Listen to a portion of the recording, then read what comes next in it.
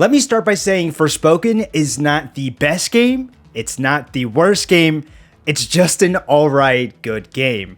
I think the internet got into a lot of people's heads. They saw a couple comments on Twitter and they saw a couple of scenes that were literally from like the first hour of the game, deemed it too cringy. There's this whole cringe hating bandwagon thing going on, and I think the game just got a little bit too much excessive hate, and a lot of people didn't actually play this game or at least give it a fair shot. So this is our review. Before I give you my thoughts, let's talk about the story. Forspoken places you in control of Frey Holland, a New Yorker, a cat lover, and a bit of a lawbreaker. Frey seems to have a bit of a troubled history, having been in trouble with the law looks like again, running away from street gangs with some type of history. She's on the verge of her final night in New York City. But of course, things go completely sideways when she encounters a golden vambrace and finds herself magically teleported to a world known as Athia. A place once protected and ruled by powerful magic wielders known as Tantas, who now have gone mad, and in Athia is a corruption spreading known as the Break. It's killing people, it's killing animals, and it forces Frey to delve into the mystery of why she's even here and what role she must fulfill for the world of Athia.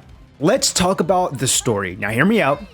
Does it have poorly written lines? Yeah, there's a few. Does it have some cringy moments? Of course, yeah, there's a couple. But is it an absolute abomination of writing?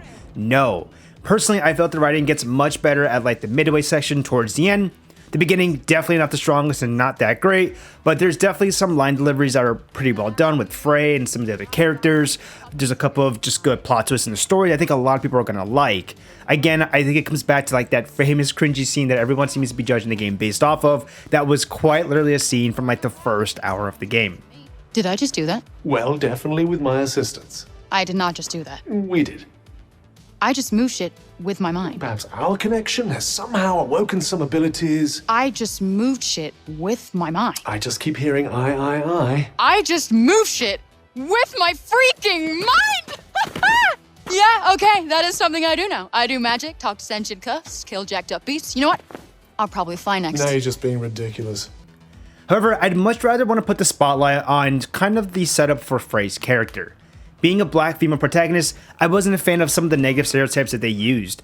As you play the game, you'll understand why she was abandoned as a child and didn't have parents, but just like the fact that they had her have a history with being in trouble with the law and having some type of like affiliation with gangs, I just felt was really unnecessary. I mean, they didn't even let her have any friends, and she's into her adulthood, so it just felt kind of weird. It's 2023, and I think we could do much better than that. The story is a bit predictable, but I promise it does expand into some deeper plot moments, but again, some surprise twists here and there. Surprisingly, I did find myself more drawn to the Tantic characters and wanted to know more about them than I did Frey. While Frey wasn't the most interesting character to me, she did have a nice development though, I'll say, and by the end, I definitely liked her overall arc. Alright, let's get into what's really good in my honest to God opinion, and that is the overall gameplay. Starting with that magic parkour system. It is so much freaking fun just running around, jumping, skipping around the open world maps with this magic parkour mechanic. I'll be honest, it took me a minute to get used to it, especially in the combat, but once you get it down, you're gonna seriously find yourself just dodging enemy attacks very coolly, pulling off some sick moves with it, scaling up mountains, just doing everything in a really cool, flashy way.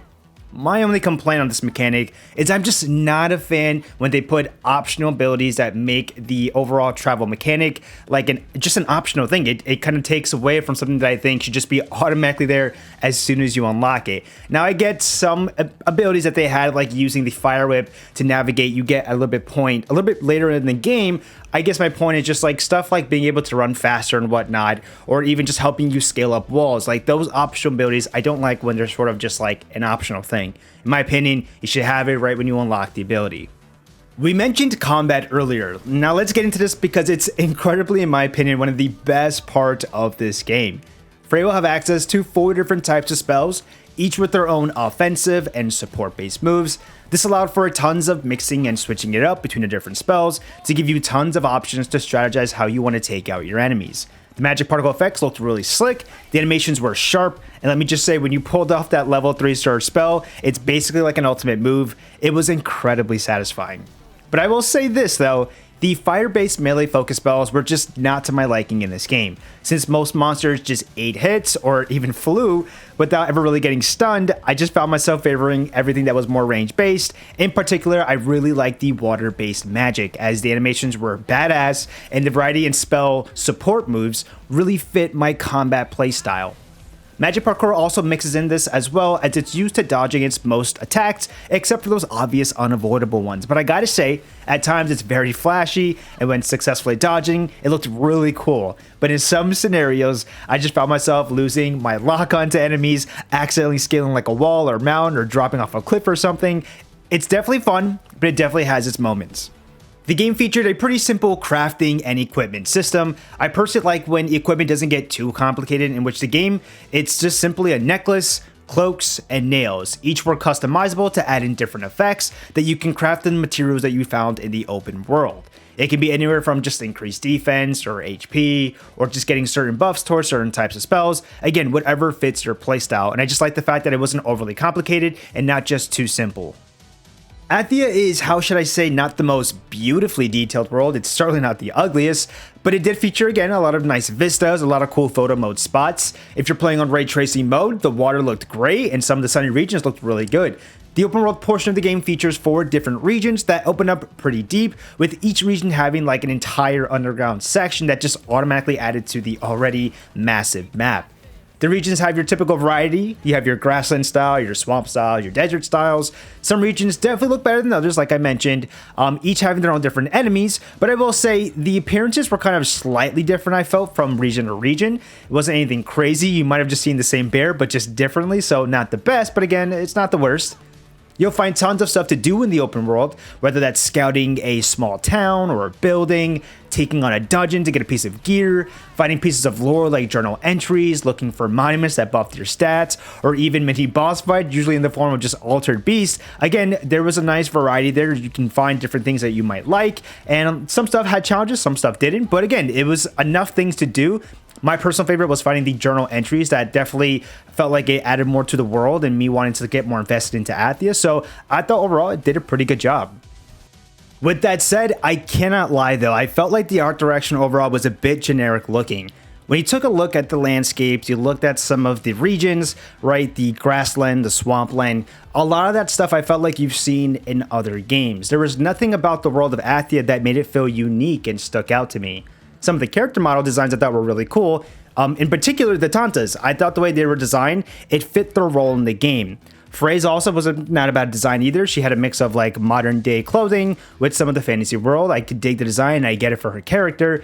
But overall, I look at some stuff like the inside of buildings, and some of it was lower res. And in fact, what even looked worse than that, in my opinion, was the character model faces. It looked really bad, as if they were like PS3 faces, while the rest of the game had moments that looked like a next-gen game. Here's my verdict. Forspoken may not have the best writing, or at times, the greatest of visuals, but the gameplay definitely makes up for a unique spellcasting parkour experience that I honestly don't think any other game has captured. I do believe the game received an excessive amount of bandwagon hate. The game has its flaws, yes, but I promise it executes on some very cool, unique gameplay. The game has a decent foundation that I think if a sequel got greenlit, there's tons to tweak and tune up, and an incredible amount of lore that they can dive into from the world of Athia. I'll say this, if you're contemplating on this game, hold off until this holiday season for when this game I think will drop down to about $30 to $40 US. Go ahead and grab it, and please give it an honest shot. With that, I'm Jared with 59 Direct, and if you had a chance to play Forspoken, let us know your thoughts on the game in the comment section down below.